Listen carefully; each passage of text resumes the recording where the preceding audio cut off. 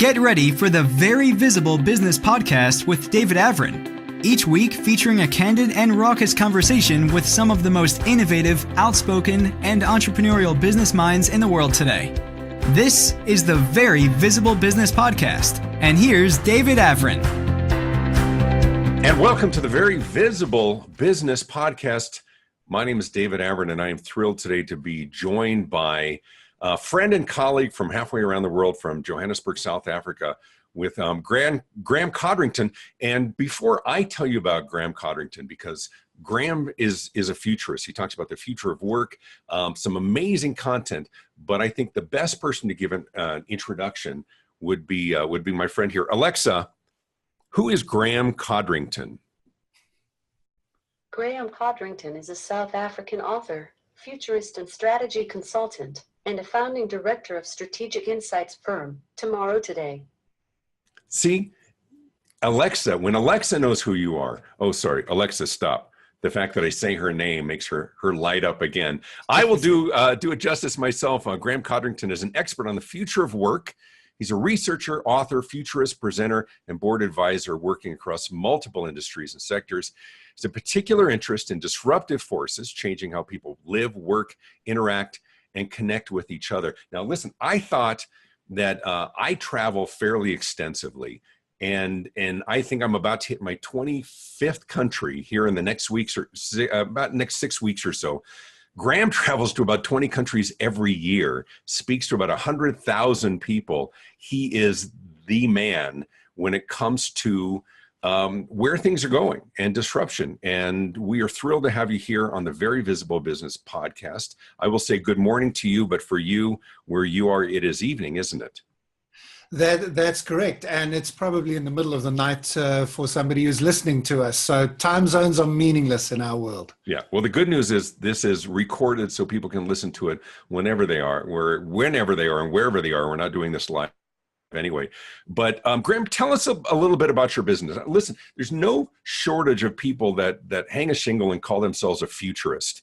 Now, whether it's some sort of soothsayer with a crystal ball or people who have legitimate business chops, and you are that guy. There's prognosticators from decade to decade who will opine about whether we're going to have flying cars and everything else, but you really talk about it as it pertains to business. How do we guard against disruption? How do we prepare for the future? Tell us a little bit about your business model. Who hires you, and what's your message?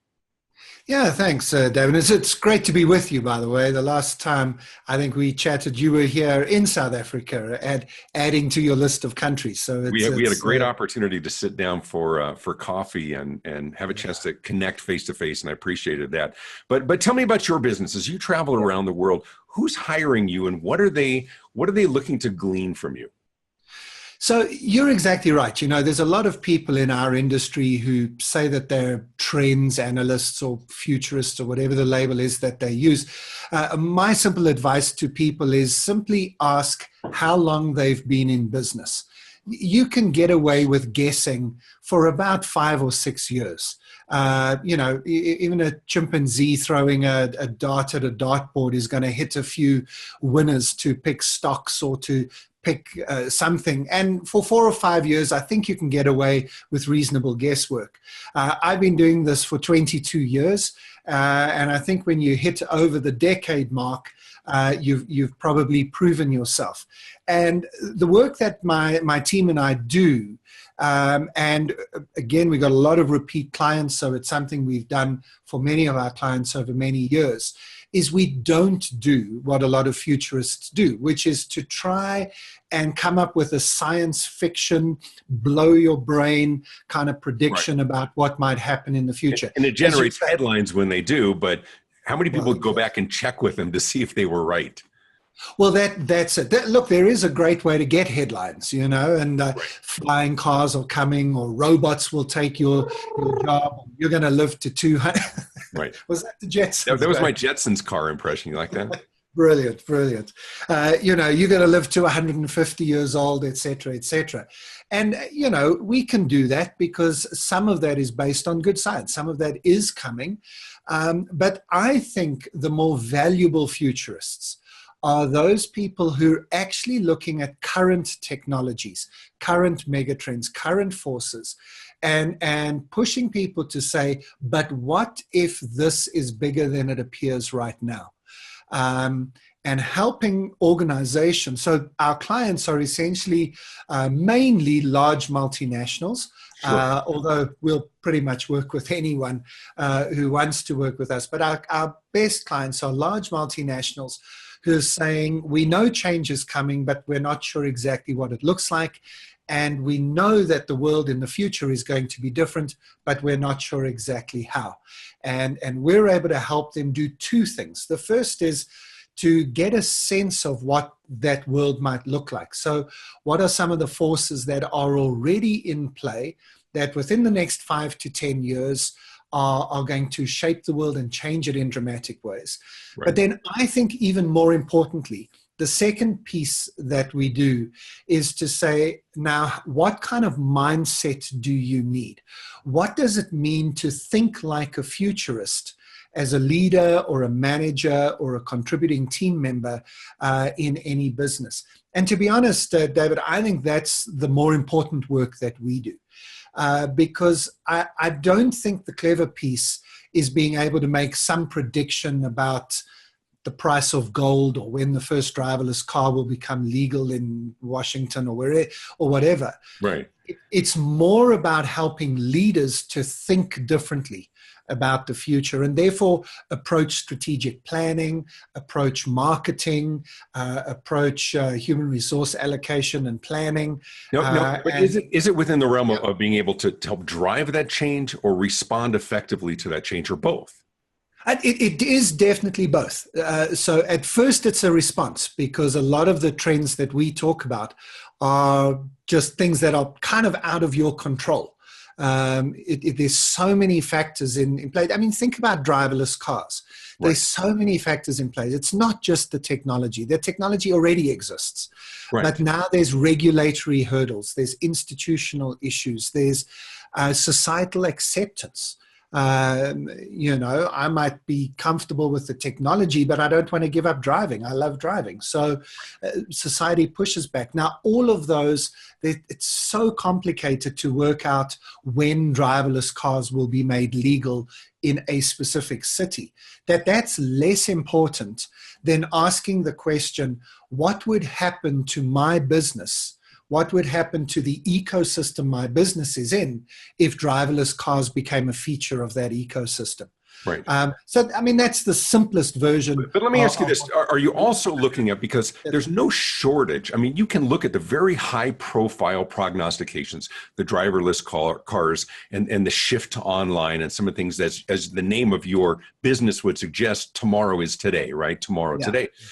But how do you sift through the wide variety of predictions to the ones that are really relevant to them? Because there's no shortage of predictions. It's easy to focus on the high profile ones, but tell me a little bit about your methodology. Are you extrapolating based on here's sort of the trend and here's where it will be if we continue this trend 5-10 years in the future? And then how do you help organizations sift through all the crap to say, these are the ones that are realistic, these are the ones that are likely, and these are the ones that are relevant to your business and your industry?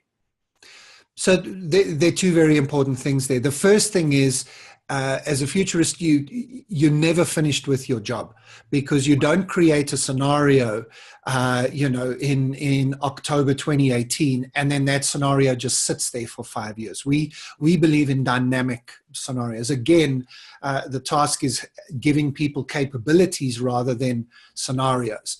But the scenarios that we developed are based on a model that our team developed a number of years ago called the TIDES model of disruptive change.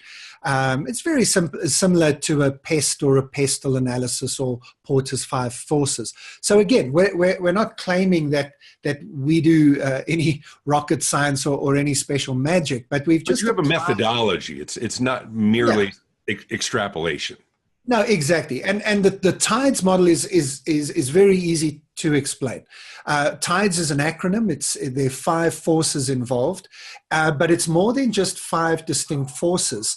It's actually a process of thinking. So the T is for technology. That's pretty much where everything is starting these days. Sure. You know, the disruptions are coming through a variety of technologies. But then there are four other filters to go through. The second filter is institutional issues, institutional change. This is where government regulations will come in. This is where your industry norms and standards will hit you.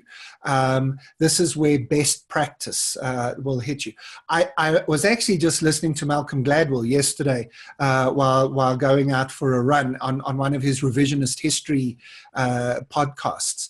And he was talking about a guy who was one of the legends of basketball. I'm not a big basketball follower, so I forget the guy's name. But he used to do his free throw shoots underhand.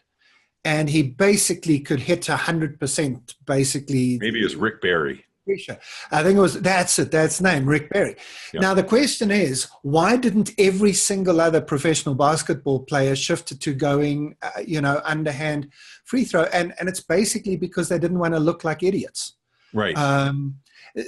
Which is crazy when you think about it, because it's got nothing to do with actual success. It's got to do with industry standards and norms and what other people think of you. But you can't ignore that. And a lot of futurists do. A lot of futurists don't take behavioral economics and things like that into account. So we that's the difference between the static change and the dynamic is exactly. that it's not unfettered change. It's influenced by how we perceive the world, perceive ourselves, social norms. And I like what you were talking about in terms of organizational dynamics of somebody at some point has to say, how are we going to harness this and create those best practices? No, well, exactly. And, often there are irrational actors in the system. I don't want to get into American politics, and hopefully this podcast will last for decades and be a historical artifact. But, there are fairly irrational actors right. in various political realms at the moment, as we're recording this. No names mentioned. But you've got to factor that stuff in, because the future doesn't arrive in a linear and ordered fashion. So in a vacuum, right. I looks at institutional change, and that's got to do with politics, regulations, industries, businesses, and so on. The D is for demographics. And again, this is one that I think a lot of people miss, because demography is changing faster now than it ever has. Demography is the study of society. So it's how long people live, where they live, when they get married, how long they stay married, how many children they have. We live at a remarkable moment in history. History is going to look back on this era and just see significant change. David, we're of a similar age, I think, and your grandparents and my grandparents were probably one of 7 or 8 siblings. Right.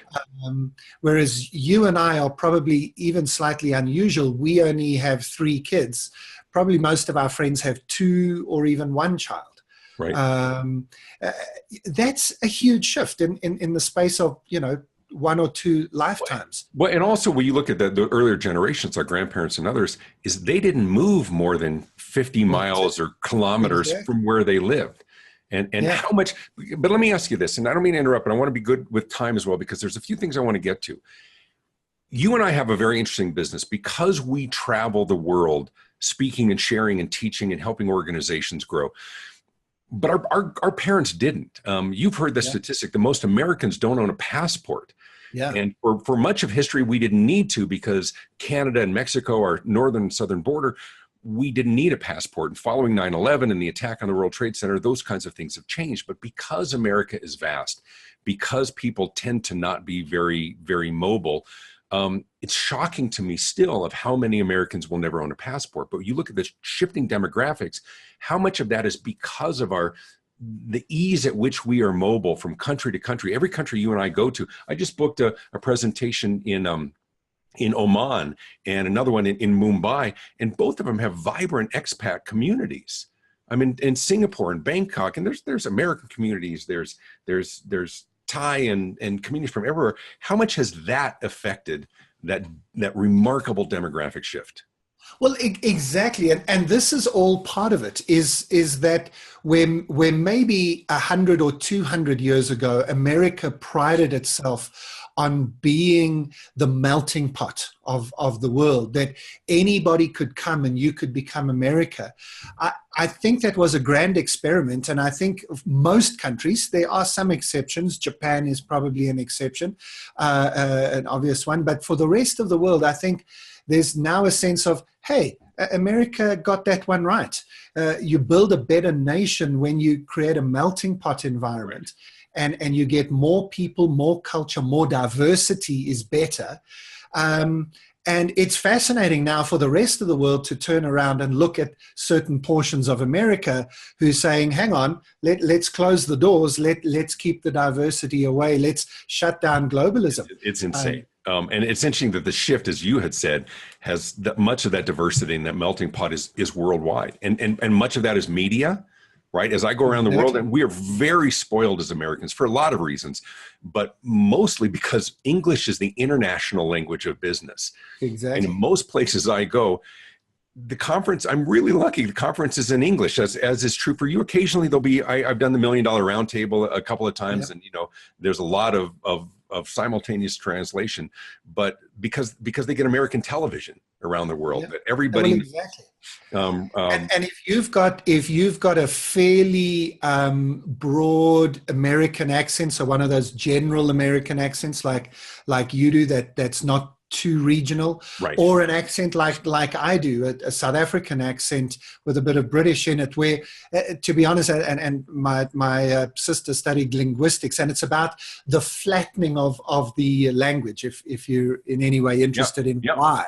But the point is, we are pretty much understandable globally. Easy to understand. If you're not speaking too quickly, most people can understand you. And as you say, it's a huge advantage to be an English speaker. And this is what demographics looks at. It looks at, are these advantages shifting?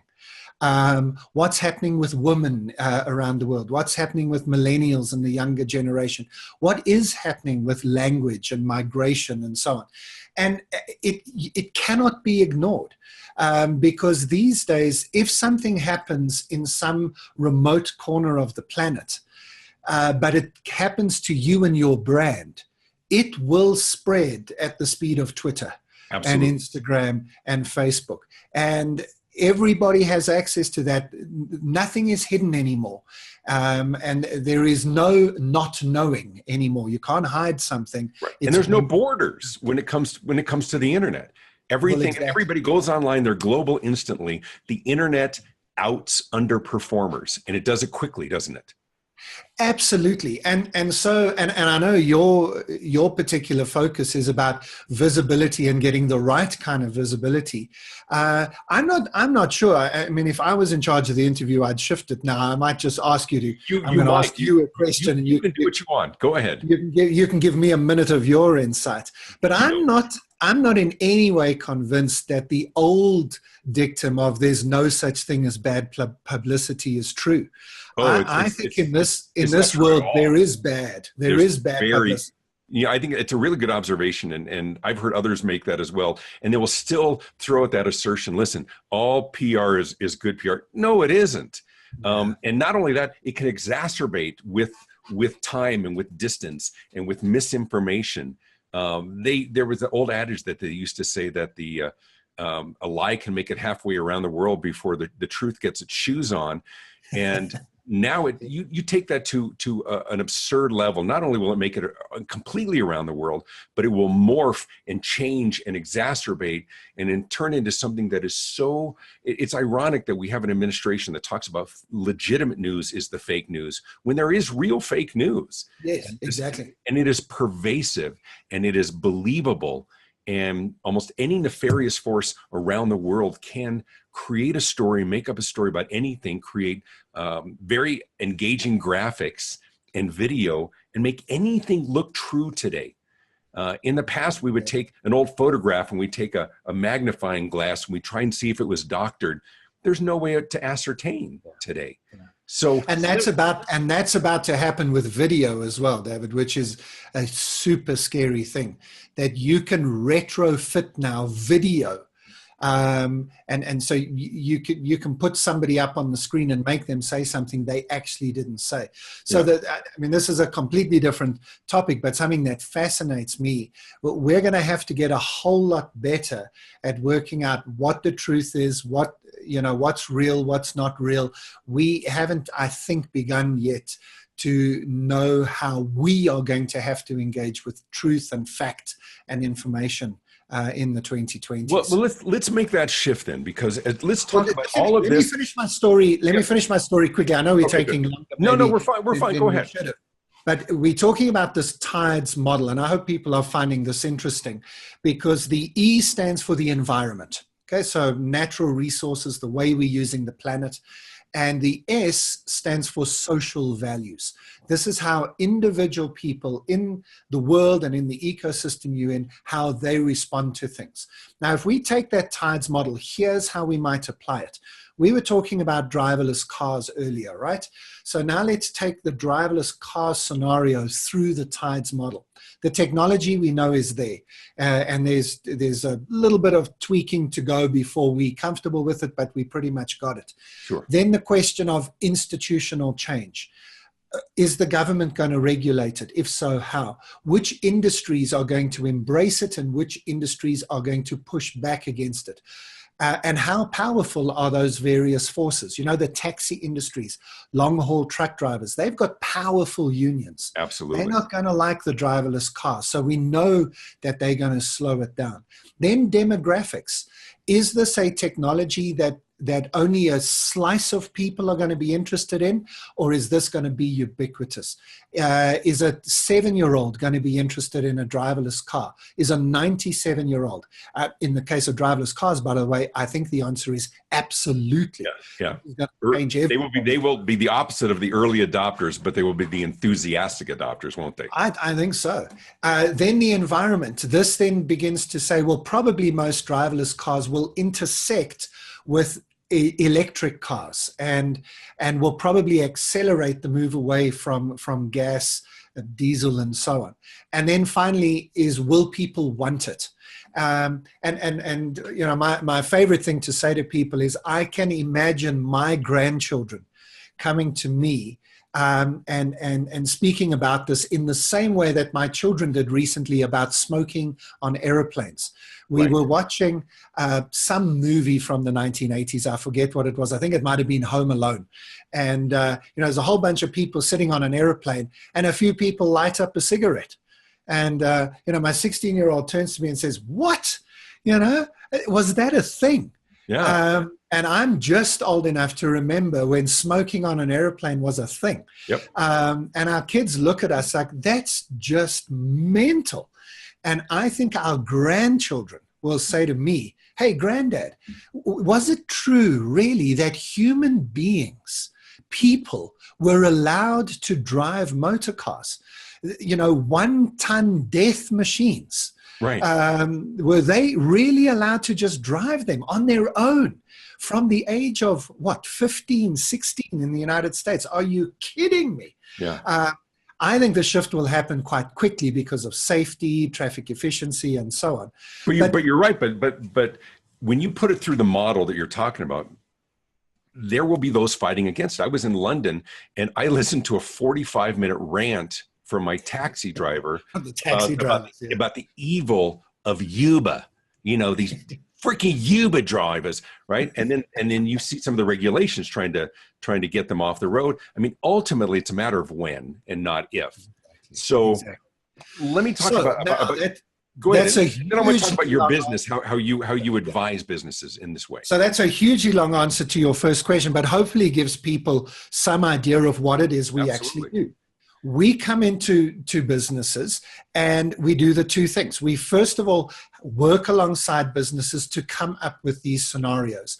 So you need to select what are the technologies and mega trends that might shift and shape your industry, then take them through the model to work out what's the timeline for this? What is the magnitude of the impact for this? Once you've got a sense of all of that, the next step is still important. And that's, I think, a lot of futurists just stop at that first step. They think we've done the job when we've just got a list of things to think about. But what we like to do is then go further to leadership development. And for me, the definition of a futurist, you can pull it out of any academic textbook from a future studies department, is a futurist is a person who intentionally builds the capacity to see and understand the meaning and implications of change. Now, that's a definition that's worthy of unpacking. We've got to see and understand what's changing. So not just see it, that's the first thing, but actually understand. So what are the business implications? What does this tell us about what business models might be open to us in the future? I'll come back to that thought in a second and give you an example. But we've got to see and understand the meanings and implications of change in the future. And what this really means is we've got to give leaders a future-focused toolkit. It's not just good enough to do next year's budget and this quarter's targets and, you know, take what we were doing last year and try and get 10% more out of it next year. Right. We've got to do better than that. We've got to know how to see the world like a futurist sees the world. So the example then, when you do that, Amazon for me is a really great example, but Alibaba is doing the same thing. So let me not use the obvious. Let's use Alibaba. So Jack Ma, the founder of Alibaba, he steps up and he says, we're not just going to create a really great online store. We're going to build the entire ecosystem that anybody who wants to sell or buy anything would need. So is that foreign exchange because you're buying and selling across a border? Is that a guarantee that you can do a return if you don't have the right size? Is that actually managing an internal currency so it doesn't matter what currency you're buying in? Is that a case of building a level of trust in the quality of the services? So how do we build quality control? Is that putting it in your hand so that it's always and only mobile? And the answer to all of those questions is yes, all of the above. Right. So he builds an entire ecosystem. I think Jeff Bezos at Amazon calls it the platform play. He didn't build a shop. He built a platform on which other people could build shops. And it's kind of thinking at a meta level. And you can only do that. You can only do what Uber did to the taxis and what Airbnb did to the hotels when you stop thinking about how to do what everybody else is doing, but just do it better, cheaper, or faster. Right. Or even incrementally and thinking that's sufficient competitive advantage. It doesn't work anymore. It's not good enough. Yeah, you've got to step back and say, what are these big mega trends? What are they actually saying about how the world is changing? And I think that's the spin that we at Tomorrow Today put on it. It's not so much that here's a mega trend and it's coming. It's here's a mega trend and this is what that mega trend means. This is what's actually happening behind it. So, you know, Uber and Airbnb are less about taxis and hotels, and they're much more about suddenly the surprise that there are people in the world willing to share things that nobody thought you would share. I mean, you and I were told by our parents, right? Don't trust strangers. Don't get into somebody's car of strangers, and don't go into somebody else's house. Right. You know, these were fundamental rules of living that our parents beat into us, and now we call an Uber to take us to our Airbnb. It's crazy. The next Olympic event is going to be running with scissors, just to complete the trifecta. But yeah, but it is. But here's where I want to ask you, because this is where I think is really relevant for our listeners and our viewers as well, is for those who are listening to this, who may not be an Alibaba, may be a multinational corporation, how do we look at the world and make sense of what change is coming, what isn't, how best do we take advantage? For small business owners, the well-known fable of who moved my cheese has probably never been more relevant, because it's being moved and chucked across the lake and hidden, and do people circle the wagons and put their head in the ground? Do they openly and enthusiastically embrace it? How do they look at this world? And what would your message be to companies who are less than $50 million in revenue? Yeah, sure, exactly. And this is exactly it. You don't have to be a huge multinational organization to apply this stuff. I mean, we even work with schools and school teachers and parents even to say, how do you even bring this just into your home in raising a teenager? And I think that there are a few very simple principles that anybody could apply. The first is, and I think this is one of the things that we've got right at Tomorrow Today. We're not trying to come into our clients to impress them with, as I said earlier, some science fiction, magical view of the future. It's basically, and really, honestly, the best feedback, the feedback I enjoy the most, is where somebody will say to me, you know what, you didn't really tell me anything I didn't know. What you did, though, was you just made sense of it for me. Right. And so here's what people need to do. They, first of all, need to step back and not be frightened or scared at all of the forces coming their way, but they need to ask, what does this mean? What is it telling me? And to extract some of the principles of what's behind this. So the example we were talking about now is about the sharing economy, the connection economy, digitalization, going mobile. None of these are new thoughts, but we still have too few companies and organizations actually applying them. Right. How many times do I have to speak to an audience and say, mobile is important? Nobody writes that down because, of course, mobile is important. Right. But do you have an app? If you're a teacher in a school classroom, what apps are you using? If you're a salesman for a small little local town store, what apps are you using? You're a bakery in a village. What apps are you using? It isn't expensive. It isn't difficult. And we all know we need it. But less than 5% of companies in the world have apps. So part of what I'm saying to people is not rocket science. It's not deep in the future. It's literally just applying the principles of looking at how the world is changing. What is the next most important thing for you to do? The second thing I was going to say real quickly, though, but I think for many of them, isn't it almost about catching up? I saw a presentation where the guy says that there was a study that said only 15% of companies have adopted an always-on business model to support their always connected customers. Yeah. And so is part of your job, and I don't mean to interrupt, but is part of your job to remind people that you are already falling behind if you aren't current with the trends. There's these things coming down the pike, American colloquialism, but these are things that are coming, but you're not even prepared because you're not even current. I mean, how many communications? Well, you know what, David, I'll go even further than that. One of my favorite things to do in presentations, I do a number of different presentations, but when I'm doing the one about the future trends, you know what, I push it out. I gauge with the audience. I throw out a few things early to see if I'm surprising them or if they're with me. If they look like they're with me, I try and push them a little bit further. If I've already surprised them, I pull back a bit. But if I've really pushed an audience and I've shown them lots of different things, from 3D printing food to graphene and lighter than air buildings and flying cars and, Mars colonies, Right.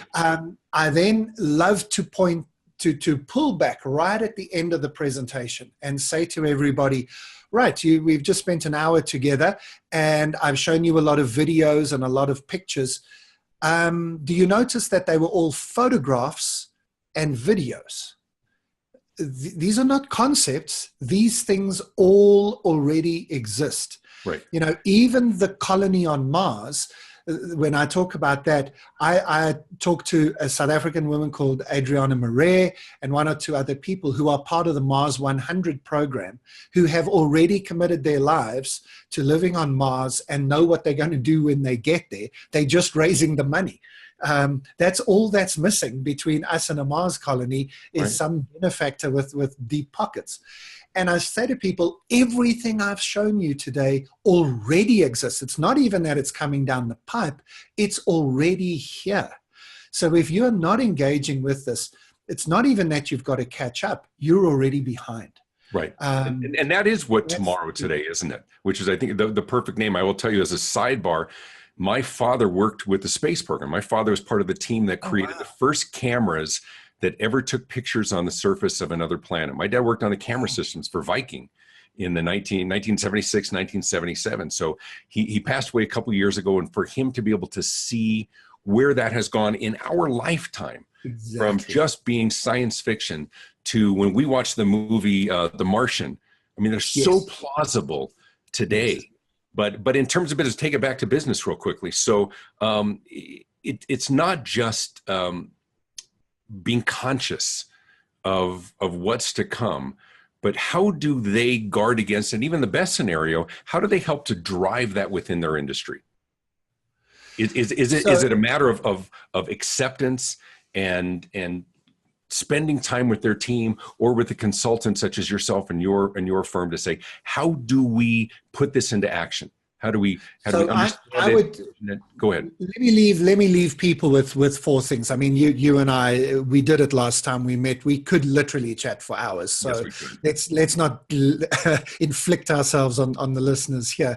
Let me give you four quick things that people could do in response to what we've been talking about now. So the first thing is switch your radar on. You can do this intentionally. So if you've got a team of 5 people, pick 5 issues, 5 technologies that are going to have the potential to change your business. Allocate one to each person and ask that person to once a month at a team meeting give you 2 minutes headlines. What have they seen in the last month? I call it 5 minutes from the future feature in your meetings. And in fact, I would start my monthly team meetings with that 5 minutes from the future feature. And so you've got 2 or 3 people giving you a minute or 2 each. This is what I've seen in the last month. Boom, boom, boom. Bullet points, nothing more. Do that for 3 or 4 months, and I promise you, you will be blown away. You'll be blown away because you'll begin to see trends. You'll be blown away by the amount of input your team will give you.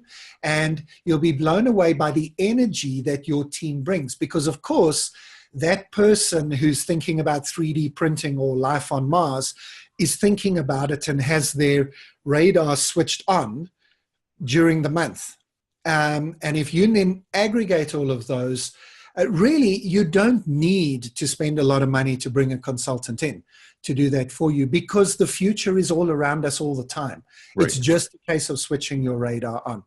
The second thing you need to do is ask better questions. Really, this sounds so simplistic, but I cannot stress enough that leaders today are bad at asking questions, good at giving answers. But the problem is, if you're not asking the right questions, it doesn't matter what your answers are. And it doesn't matter how good your answers are. I'd much rather work for somebody that's got answers that are difficult to question than someone who's got questions that are difficult. Sorry, the other way around. Rather work for the guy who's got questions. You know where I was going. Sorry, it is now getting late on a Friday evening over this side in South Africa. But, I'd much rather have somebody who's got questions for me that I go, good grief, what a great question, boss, than somebody who says, this is how it's going to be. And that's a big shift for leaders. When we are confronted by the future, we need to recognize it isn't my grandfather's future. It's not just what I expected it to be. Change is coming. So the third thing we have to do is unlearn. I talk a lot about orthodoxies. This is the way our industry's always been. This is how we do it. This is my company name's way of doing things. And we've got to learn how to unlearn some of those orthodoxies and challenge our own orthodoxies. And then the final piece of the puzzle has got to do with developing an excitement for the future. And I think an excitement comes out of a sense of exponential change. We talk a lot about disruption, which has a negative connotation. I like to think of it as exponential. That we are heading into a decade now where it isn't just 10% improvement anymore. It's 10 times change every year. Right. For the next decade. And you can either be paralyzed by that as you look at it, or you can get excited about the potential that the future brings. So I don't tend to talk about the negative aspects of what could go wrong in the future. We all know stuff can go wrong, but I tend to be very optimistic and excited and upbeat about where the future could take us. So I hope that doesn't sound overly simplistic. No, it doesn't at all. Actually, it brings it to something that's tangible and realistic. I love the idea of switching your radar on. And I think for our listeners, we certainly see the high profile things on television, the big stories about disruption, but that kind of change is everywhere. And I love the idea of empowering your team to look for those things and report them back. There's an analogy that I use is that we did this with our kids early, and I learned this from a marriage and family therapist colleague of mine. He said, ask your kid every day at the end of school. Don't say, how was your day? And they say, fine. What'd you do? Nothing, right? You get the one-word answers, but you ask the question, what was the best thing that happened at school today? And you'll get resistance for the first few days, but you don't let them off the hook. Nothing. Well, think of something. And then they think of something, but then they get conditioned to the point where they look throughout the day because they know they're going to be asked that question. They look throughout the day, what is something great? And they start noticing the positive things because they know there's going to be reporting requirement at the dinner table coming up later that day or throughout the week. So I love that idea of switching on the radar and empowering your team to be detectives, to be observant, and then ultimately to be reporters of that as well. And then you have those conversations. What do you do with it? And David, that leads precisely into the final point that I wanted to make, kind of keeping in my mind the best, maybe if not the best, at least the most important to last. And I'm absolutely convinced that we also need to build a culture of experimentation into our organization. And the safety around that. Yeah, well, exactly. And so, I mean, that could be our whole podcast all on its own. And maybe that's when you get me back in a little while. And we're going to reconnect in 6 months and we'll reconnect on all of these issues. Yeah.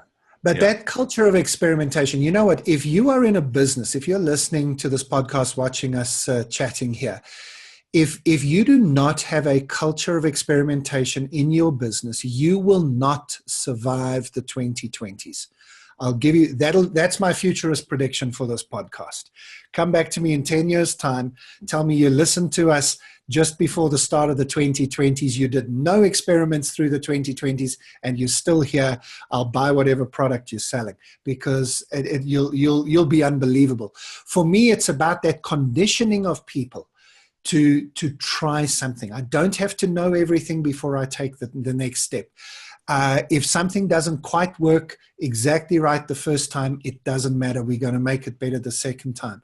I'm not going to wait until it's perfect before I pitch it to my boss or deliver it to the clients. I'm going to get out there and build it as it's, as we're going. And I think companies that have that attitude and leaders who help their teams to have confidence and competence around experimentation are going to find that they can own the future. Could not agree more. Now, listen, I end all of these podcasts with a quick lightning round. So quick, short answers, just to be interesting here. Biggest misperception of South Africa? Wow. That we're a crime-ridden nation where you got to have a flak jacket to step out of the front of your house. And I will tell you that is a misperception. Everywhere has crime, but it was one of the most stunning, beautiful, gracious countries I have ever been in. Next question, worst part of your job? Travel. Yeah. I love travel. I hate traveling. Yeah. I could live the rest of my life and not go through another airport and I'd be a happy man. Is that not the invention? If there could be any invention, Graham, that we are looking for somebody, where is that Manhattan Project that makes us do and we are the transporter for the enterprise. Teleportation. Teleportation. That for me, I like you, I have the great privilege of traveling around the world, and people ask me, I say, I love being in amazing places. Going there and coming back sucks. Yeah. And you and I are both very, very tall. That's it, exactly. And I think you might even. I'm almost 6'4", and I think you're a little bit taller than I am. No, I'm just slightly shorter than you. Okay, we met face to face, and I was like, "Dude, you are tall like me." All right, best part of your job? Traveling. Sorry to do that, but nice. you know, the greatest privilege. So I'm just about to tick over my 90th country, and because of what I do, I am required to kind of study the countries I go to and the companies I'm involved in. I'm required to understand culture and politics and economics. It gets me into a bit of trouble on Facebook every now and again because I also end up having opinions on the stuff I've studied. But what a privilege to be able to study and to do it in an international context, and then to allow this little, 2.5 kilograms of gray matter there, to just ruminate on that, and people to pay me for what comes out. What a privilege. My mother still wants to know when I'm going to get a real job, but hey, I love it. I could not agree more. Couple more questions. Biggest danger in the world today? Wow. Combining both that futurist hat, the international traveler that you are, what's our biggest danger? I know that you said this is a lightning round, but you've asked a futurist a crazy question. I can't give you like a one-word answer. I'm going to give you 3 without much explanation. Climate change, because the environmental stuff is important. Religion, fundamentalist religion, because I think part of the pushback against globalization is a fundamentalist mindset. And it might be a little bit rough to blame it only on religion, because I think it's nationalism as well. But this kind of going back to being protective of ourselves. And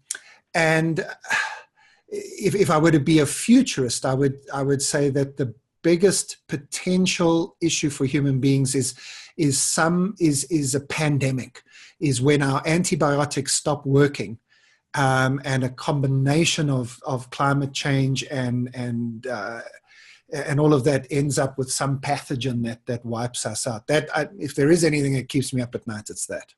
Yeah, and probably more realistic and eventual than many of us think. Final question. What gives you hope? Today's young people. My kids, not specifically, but no, sorry, that came out very badly wrong. What I meant is I've got 3 great kids and they give me hope, but it isn't just my kids anecdotally. It's today's young people. You know, a lot of people love whining about millennials. You and I have been at enough conferences to know there's always a speaker on millennials. Always. Normally start with, what do you do with these idiots? Which is just not my experience at all with today's young people. They have a sense of purpose. They want to change the world. They don't want to buy into the get a good job in a big company and stay there mindset. They don't want to just get on the rat race that many of our contemporaries have done. But golly, they are just... They have their heads in the future. They want to make a difference, and I think they'll do it. So I'm excited to see young people growing up, coming into politics, economics, science, and the arts with a sense of let's fix this mess and make a brighter future. Thank you for that. If people want to get a hold of you, learn more about you, what you do, engage your firm, hire you to speak, or just learn more about Graham Codrington, how do they do that? I think the best place to go, I'll give you one website and then you can kind of go from there. We've got a nice ecosystem, but go to tomorrowtodayglobal.com and everything you need is from there, or just search my name, Graham Codrington, and I'll come up wherever you go, from YouTube to Instagram. I think I've even got a Pinterest account, courtesy of one. Or like we started this podcast, we just asked Alexa for that. Now she turns blue because she heard her name there, because you're so famous worldwide. So coming from Johannesburg, South Africa, I am just south of Denver, Colorado. Thank you for being flexible with your schedule. Thrilled to have you on, and I so look forward to connecting with you. And if it's not in South Africa, it's going to be somewhere in the world that we end up on the same conference, whether we're working in India or the Middle East or all the places that you go. I would love to end up on the same platform because it gives us an opportunity to connect on a social level as well. Big thanks to my guest, Graham Codrington, for being with us here today. Thanks for joining us on the Very Visible Business Podcast. We are everywhere online. You can go to the Very Visible business.blog and check out our blog as well. Look me up at davidavrin.com, and of course, be sure to hit the subscribe button and click on some of the other ones. We are on C-Suite Radio. We are on iTunes and everywhere around the world. Thanks again for joining us, and we will see you next time. For past and future episodes, be sure to subscribe at theveryvisiblebusiness.com. You can also learn more about David Avrin's keynote speaking and consulting at visibilityinternational.com. Connect with us on social media and check out David Avrin's latest book, Visibility Marketing, at Amazon.com. This has been the Very Visible Business Podcast with David Avrin.